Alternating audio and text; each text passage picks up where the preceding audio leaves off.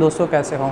अच्छा, आज जिस तरह आप जानते हैं कि सिलसिले की ये सेकंड वीडियो है और ये जो वीडियो है ये इसमें हम बाकायदा से सिलेबस स्टार्ट कर रहे हैं, क्योंकि पिछली जस्ट एक इंट्रोडक्टरी वीडियो थी और इसमें आपको जैसे जानते हैं कि सिलेबस में income tax ordinance 2001, sale tax act 1990 और फेडरल एक्साइज ड्यूटी और इसके अलावा जो फ़िस्कल पॉलिसी और फंक्शन ऑफ एफबीआर शामिल हैं। तो सबसे पहले हम स्टार्ट करेंगे इनकम टैक्स ऑर्डिनेंस 2001। ये इसकी बुक है इनकम टैक्स ऑर्डिनेंस 2001 की, और इसमें से भी हम चैप्टर 10 स्टार्ट करेंगे। और इसमें जो सेक्शन है 114 बहुत इंपॉर्टेंट सेक्शन है, क्योंकि ये डील कर रहा होता है रिटर्न ऑफ इनकम के साथ, क्योंकि हमारा काम ही स्टार्ट होता है रिटर्न ऑफ इनकम के साथ कि सबसे पहले टैक्स पेयर क्या करता है, रिटर्न फाइल करता है।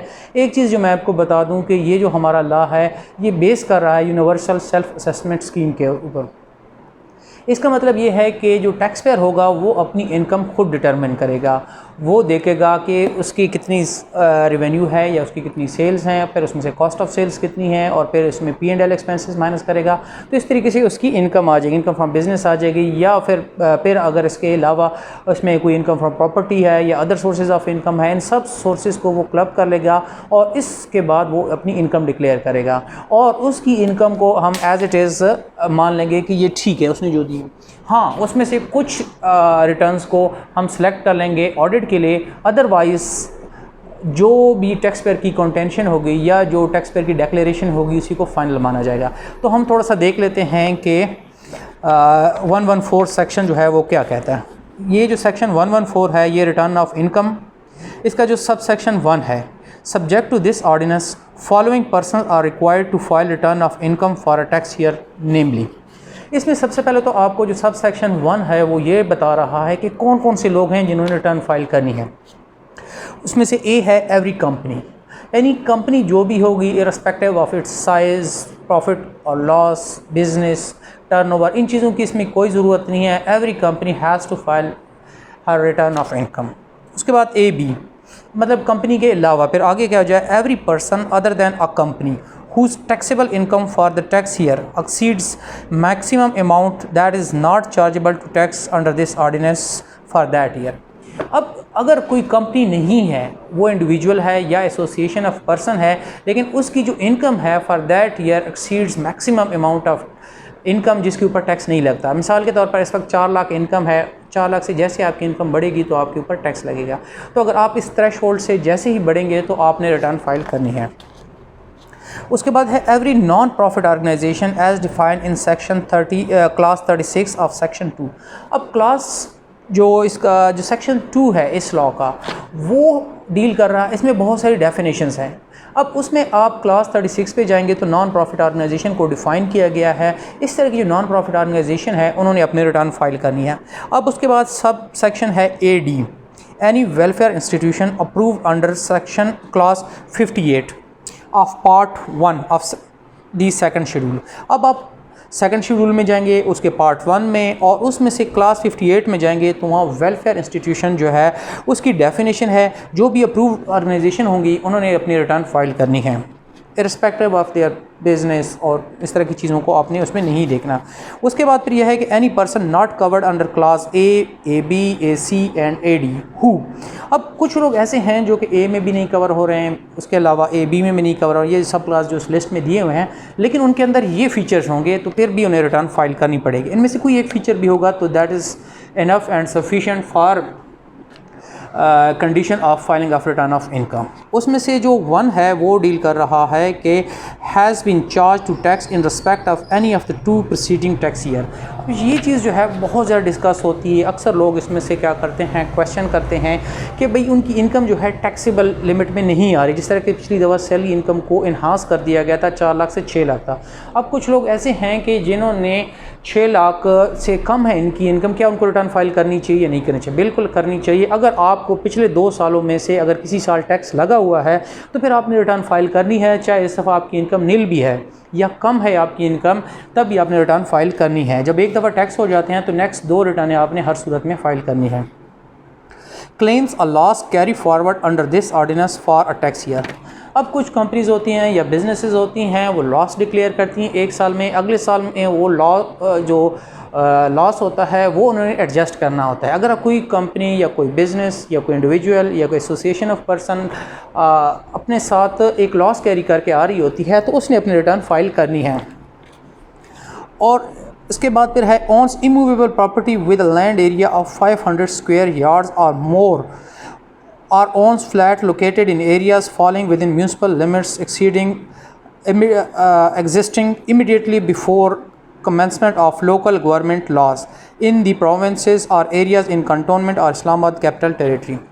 अब बात यह है कि कोई भी शख्स जिसकी इमूवेबल प्रॉपर्टी है किसी भी म्यूनसिपल कमेटी के एरिया में, क्योंकि जब तक ये लॉ जो था लोकल बॉडीज़ का नहीं आता उस वक्त म्यूनसिपल कमेटीज़ थी, तो वो जो एरियाज़ हैं उनके पास अगर किसी के पास इमूवेबल प्रॉपर्टी है 500 स्क्वायर यार्ड्स की, तो उसने या फिर कंटोनमेंट बोर्ड के अंदर है या फिर इस्लामाबाद कैपिटल टेरिटरी में किसी के पास प्लॉट है या कोई इमूवेबल प्रॉपर्टी है, वो घर हो सकता है, फ्लैट हो सकता है, तो उसने अपनी रिटर्न फाइल करनी है।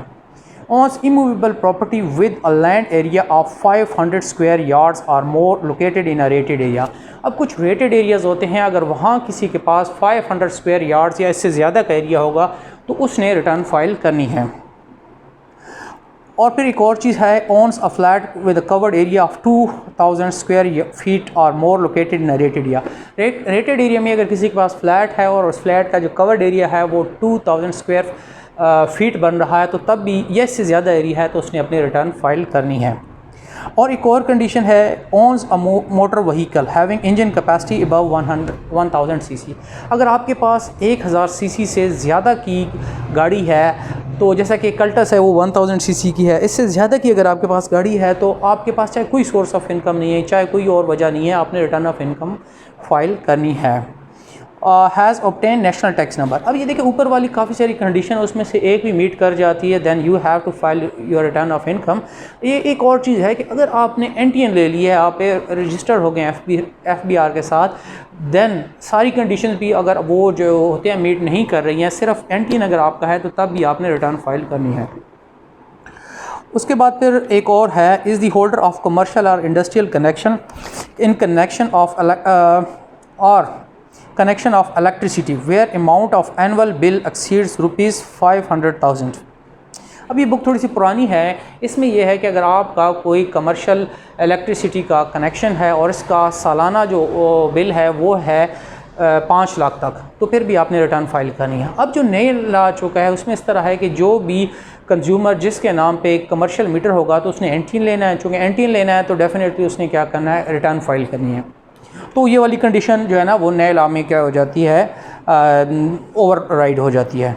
Is a resident person registered with any chamber of commerce, industry or any trade of business association of any market committee, any professional body including Pakistan Engineering Council, Pakistan Medical and Dental Council, Pakistan Bar Council or Institute of Chartered Accounts or Institute of Cost and Management Accounts। अब ये है पाकिस्तान में देखें आप कुछ professional bodies हैं जिस तरह के Pakistan medical dental council MPC है और उसके अलावा क्या चाहिए बार काउंसिल्स हैं, इंजीनियरिंग काउंसिल है। अगर आप इनके मेंबर हैं तो अगर आपके पास कोई आपकी सोर्स ऑफ इनकम नहीं भी है लेकिन आप इनके मेंबर है तो just this reason is enough कि आप रिटर्न ऑफ इनकम फाइल करेंगे। Every resident person being an individual required to file foreign income and asset statement under section 116A। अभी 116A जो थोड़ा सा अगले या अगर 2-3 लेक्चर्स में हम यहाँ पहुँच जाएंगे। कुछ लोग ऐसे होते हैं कि वो होते रेजिडेंट पर्सन हैं, और रेजिडेंट पर्सन क्या चीज़ होती है मैं ज़रा आपको ब्रीफली बता देता हूँ कि अगर शॉर्ट अंदाज में कि कोई भी पर्सन अगर पाकिस्तान के अंदर 183 डेज़ और मोर एक पाकिस्तान में चाहे वो एकमुलेटिव या फिर मुसलसल 183 से ज़्यादा दिन गुजारता है तो वो रेजिडेंट पर्सन होगा। अब ऐसा पर्सन है उसकी बाहर से कोई सोर्स ऑफ इनकम है या बाहर कोई एसेट्स हैं तो वो जो है ना 116 के तहत वो स्टेटमेंट ऑफ फाइनल करेगा, foreign income and asset statement 116A में फ़ाइल करेगा तो उसने भी रिटर्न फाइल करनी, वो भी एक किस्म की रिटर्न ही होती है। Every individual whose income under the head income from business exceeds ₹300,000 but does not exceed 400,000 in a tax year is also required to furnish return of income। अब देखें एक बिज़नेस है, उस बिज़नेस की इनकम वैसे जो टैक्स शुरू होता है वो है 4 लाख।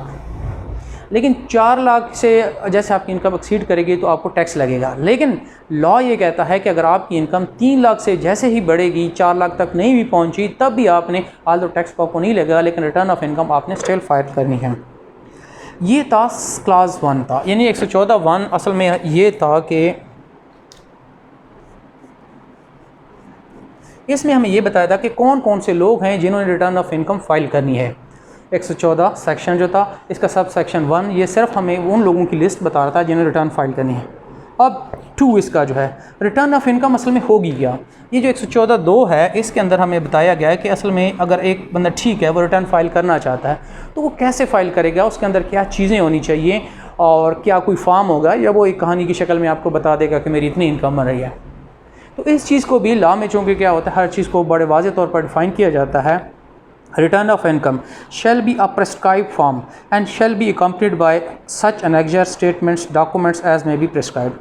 अब ये क्या होगा, प्रेस्क्राइब फॉर्म के ऊपर होगा और उसके साथ कुछ डॉक्यूमेंट्स भी अटैच करने पड़ेंगे, कुछ एनेक्जर भी अटैच करने पड़ेंगे, जो कि फ़िलहाल हम इस लॉ में इसमें सेक्शन में नहीं पढ़ रहे हैं। Shall fully state all the relevant particulars of or information as specified in the form of return including declaration of records kept by the taxpayer। अब इसमें क्या होगा, टैक्स पेयर अपनी इनकम से मुतालिक कंप्लीट इन्फॉर्मेशन लेगा, कहाँ से कितनी सेल्स हुई हैं, कितनी उसमें कॉस्ट ऑफ सेल्स हैं, अब उसमें से जो वो एक्सपेंसेस क्लेम कर रहा है उनकी डिटेल देगा। इसे shall be signed by the person being an individual. अब वो शख्स खुद उसको फाइल साइन करेगा अगर वो इंडिविजुअल है, और the person representative where the section 172 applies. अब सेक्शन 172 में रिप्रेजेंटेटिव के है कि अगर कोई टैक्स पेयर अपनी जगह अपना रिप्रेजेंटेटिव जैसा कि वकील हो सकता है या कोई मैनेजर हो सकता है या डायरेक्टर हो सकता है, वो भी उसके बिहाफ पे साइन कर सकता है, तो दैट विल बी सफिशेंट के पर रिटर्न यही समझाएगा रिटर्न उसकी तरफ से ही फाइल हुई होगी। Shall be accompanied with evidence of payment of due tax as per return of income. अब एक टैक्स पेयर है, उसका कुछ टैक्स ड्यू था और वो टैक्स पे कर चुका है या टैक्स उसका विदहेल्ड हो चुका है, तो इसका वो प्रूफ देगा कि भाई मेरा यहाँ टैक्स कट चुका है या यहाँ मैंने टैक्स पे कर लिया। Shall be accompanied with a wealth statement as required under section 116। Section 116 जो कि वेल्थ स्टेटमेंट के साथ डील कर रहा है, जो कि हम नेक्स्ट लेक्चर में पढ़ेंगे। ये वेल्थ स्टेटमेंट से मुतल्लिक होता है, ये लाजमी पार्ट है। मतलब अगर कोई बंदा रिटर्न फाइल करता है उसके साथ वेल्थ स्टेटमेंट नहीं होती है तो वो इनकम्प्लीट रिटर्न तस्वर होगी। Shall be accompanied with foreign income and asset statement as required under section 116। अब कुछ लोगों की फॉरेन इनकम होगी और उनकी वेल्थ स्टेटमेंट, तो फिर वो क्या होगा 116A में वो स्टेटमेंट देंगे। ये था इसका सेक्शन 2, सब सेक्शन 2 जो हमने पढ़ा था कि एक रिटर्न किस फॉर्म में होगी। उसके बाद 2 है कि अगर आपकी रिटर्न ऑफ इनकम इलेक्ट्रॉनिकली जो है ना, वो जिसको मैं ज़्यादा नहीं पढ़ता क्योंकि लेक्चर लेंथी हो रहा है, और बड़ी सादा सी बात इसमें लिखी गई है कि अगर आपने इलेक्ट्रॉनिकली रिटर्न फाइल करनी है या फिर कोई मैग्नेटिक मीडिया पे करते हैं, USB वगैरह में देते हैं, तो जबकि आजकल ये चीज़ चेंज हो चुकी है क्योंकि प्रॉपर रिटर्न ऑफ इनकम के लिए फॉर्म बन चुका है इलेक्ट्रॉनिक, जैसे ऑनलाइन आप फिल करते हैं, तो उसका भी एक प्रोसीजर जो है ना इसमें वो डिफ़ाइन किया जाएगा और बोर्ड इसके लिए कोई रूल बनाएगा। उसके बाद है 114(3), ये इसका सब सेक्शन है 114(3). इसके अंदर क्या हो रहा है, the commissioner may by notice in writing require a person or person's representative as the case may be to furnish a return of income by the date specified in a notice for a period less than 12 month. वैसे आपको पता है return of income जो होती है complete tax year के लिए होती है, जो कि 12 महीने का होता है, लेकिन किसी वक्त अगर किसी वजह से कमिश्नर को लगता है कि मुझे 12 महीने से कम के अरसे की भी रिटर्न लेनी चाहिए तो वो ले सकता है, ठीक है। अब उसमें से वजह क्या हो सकती है, या तो वो शख्स फोत हो चुका है, या फिर क्या हो जाएगा बंदा बैंकरप्ट हो चुका है, या फिर लिक्विडेशन में जाने वाला है, यानी कि अपने बिजनेस को वाइंड अप करने वाला है। The person is about to leave the Pakistan permanently, या वो शख्स कंप्लीटली पाकिस्तान को परमानेंटली छोड़ने वाला है। और the commissioner otherwise consider it appropriate to require such return of income as to be find. देखें इसमें जो कमिश्नर है वो बड़ा एम्पावर किया गया है। इसमें यह है कि वो अगर चाहता समझता है, किसी भी उसमें ये रीज़न ये ना हो, जस्ट वैसे समझता है कि भाई उसको return of income for a period less than 12 month लेनी चाहिए, तो वो आपसे 3 महीने 4 महीने 10 दिन 15 दिन जितने के भी चाहे तो रिटर्न ले सकता है आपको नोटिस में, और इसके लिए आपको वो नोटिस देगा 114(3) का। सब्जेक्ट टू सब सेक्शन 5, ये जो लॉ के अंदर ये कुछ चीज़ें हैं जो आपको बड़े गौर से देखनी चाहिए, जिसमें से एक चीज़ है कि सब्जेक्ट टू सब सेक्शन। मतलब क्या हुआ कि पहले आपने सेक्शन 5 को देखना है, उसकी रिक्वायरमेंट के हिसाब से आपने फिर ये काम कर सकते हैं। The commissioner may, by notice in writing, require any person who, in commissioner's opinion, is required to file return of income under this section for the tax year or assessment year, but who has failed to do so, to furnish a return of income for the year within 30 days from the date of service of notice, or longer period or shorter period as may be specified in such notice as the commissioner may allow. अब commissioner को ये महसूस हुआ कि ये बंदा था, इसने रिटर्न ऑफ इनकम फ़ाइल करनी थी लेकिन इसने रिटर्न ऑफ इनकम नहीं फ़ाइल की, तो वो आपको एक नोटिस देगा 114(4) में, जिसमें आपको कहेगा कि आप अपनी रिटर्न ऑफ इनकम इस डेट तक, जो कि नॉर्मली क्या होता है कि 30 दिन, जिस दिन भी आपको डेट जो नोटिस होगा सर्विस होगा, आज आपको नोटिस मिला तो उसे 30 दिन के अंदर आपने रिटर्न फाइल करनी होगी, या कमिश्नर चाहे तो इस 30 दिन को कम भी कर सकता है, ज़्यादा भी कर सकता है। वो नोटिस में लिख लेगा कि मुझे तो 14 दिन में चाहिए, तो वो ऐसा भी कर सकता है, या इस तरीके तक मुझे रिटर्न चाहिए। तो वो जो नोटिस आपको देगा 114(4) का देगा कि आप अपनी रिटर्न फाइल करें। बहुत सारे टैक्स पेयर के पास ये नोटिस जा रहा है, ठीक है, क्योंकि आप किसी रिटर्न इन्फोर्स करवाना चाहते हैं तो आप इस सेक्शन में नोटिस देंगे। उसके बाद फिर ये है कि सेक्शन 5, जिस तरह के पिछले सब सेक्शन 4 में कहा गया था कि आप सेक्शन 5 में जाएं, अब हम थोड़ा सा देखते हैं। और ये लास्ट चीज़ है, उसके बाद जो 6 है वो हम क्या करेंगे, कल डिस्क्राइब करेंगे। A notice under sub section 4 में be issued in respect of 1 और more of the last 5 years tax year और असेसमेंट ईयर। ये भी काफ़ी लेंथी सब सेक्शन है, तो इसको भी हम कल करते हैं। मतलब क्या हुआ कि कमिश्नर क्या कर सकता है, 1 साल या 1 साल से ज़्यादा के भी आपको नोटिस इशू कर सकता है। आपने देखा होगा कि आप में से जो लोग टैक्स पेयर हैं कि आपको 3-4 साल के नोटिस आ रहे होते हैं। एक कमिश्नर अगर चाहे तो आपको 5 साल तक के रिटर्न ऑफ इनकम के नोटिस दे सकता है। और अगर किसी टैक्स पेयर ने पिछले 5 सालों में कोई रिटर्न ऑफ इनकम नहीं दी, या कुछ बिल्कुल नए टैक्स पेयर हैं, तो उनको 10 साल के रिटर्न ऑफ इनकम का नोटिस जा सकता है कि आप पिछले 10 सालों की रिटर्न ऑफ इनकम दें। तो आज के लिए इतना काफ़ी है। आप मेरे साथ रहें। लॉ को मैं इंशाल्लाह पूरी कोशिश करूँगा कि आसान से आसान अल्फाज में समझाऊँ, और फिर मुझे ज़रा अपनी फ़ीडबैक में ये भी बताएं कि क्या मैं आपको लॉ के जो सेक्शन है पढ़ के सुनाऊँ या जस्ट मैं आपको ब्रीफ करूँ, तो आपको क्या मुनासिब लगेगा। थोड़ा सा मैं ज़रा इसको फाइनल कर रहा हूँ। अब इसमें से जो सेक्शन था 114(3) था, ये था कि कमिश्नर चाहे तो आपसे 12 महीने से कम टाइम का भी, यानी कि पार्शियल ईयर का भी आपसे रिटर्न ऑफ इनकम ले सकता है। उसके बाद है 114(4). ये है कि कमिश्नर को पता चला या उसको महसूस हुआ कि आपको रिटर्न ऑफ इनकम फ़ाइल करनी चाहिए थी लेकिन आपने रिटर्न नहीं फ़ाइल की, तो आपको इस सेक्शन के तहत वो आपको नोटिस दे सकता है कि आप रिटर्न करें। लेकिन नॉर्मल हालत में 5 साल से ज़्यादा, लेकिन अगर आपने बिल्कुल ही रिटर्न नहीं फ़ाइल की या पिछले 5 सालों में नहीं किया, तो आपको 10 साल के रिटर्न के भी नोटिस दे सकता है, ठीक है। और इसमें क्या होता है, नॉर्मली इसका जो टाइम होता है 30 दिन होता है, लेकिन अगर कमिश्नर चाहे तो इस टाइम को कम या ज़्यादा भी कर सकता है। आप ये नहीं कहेंगे कि मुझे तो 30 दिन से पहले रिटर्न नहीं फ़ाइल करूँगा, वो चाहे तो आपको 10 दिन का टाइम भी दे सकते हैं, ठीक है। और उसके बाद फिर क्या है 114(5) है, ये हम कम्प्लीटली कल पढ़ेंगे। इसमें यह है कि कमिश्नर कितने अरसे तक आपको नोटिस दे सकता है, क्या 2 साल, 1 साल, 3 साल, 5 साल, 10 साल, इस तरह हमने पढ़ा 5 साल या 10 साल के नोटिस दे सकता है। लेकिन इसमें काफ़ी सारे प्रोविजोज हैं जो कि हम कल पढ़ेंगे। और उसके बाद हम कल एक और सेक्शन पढ़ेंगे, बड़ा इंपॉर्टेंट सेक्शन है 114(6), कि अगर आपने रिटर्न फाइल कर ली और बाद में आपको पता चला कि रिटर्न के अंदर कोई गलती है, तो फिर आप क्या करेंगे।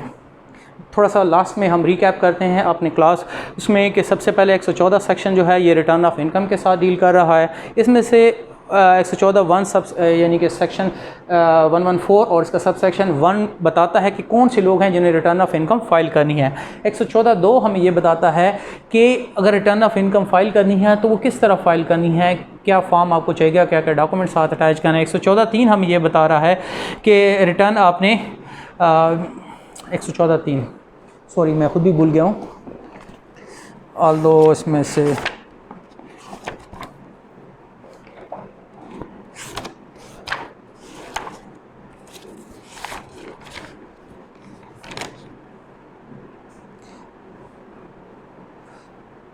हाँ, कि अब अगर आपने रिटर्न किसी से इन्फोर्स करवानी होगी 12 महीने से कम की, तो फिर आप 114(3) में नोटिस देंगे। अगर पूरे साल के नोटिस देना होगा तो 114(4) में देंगे।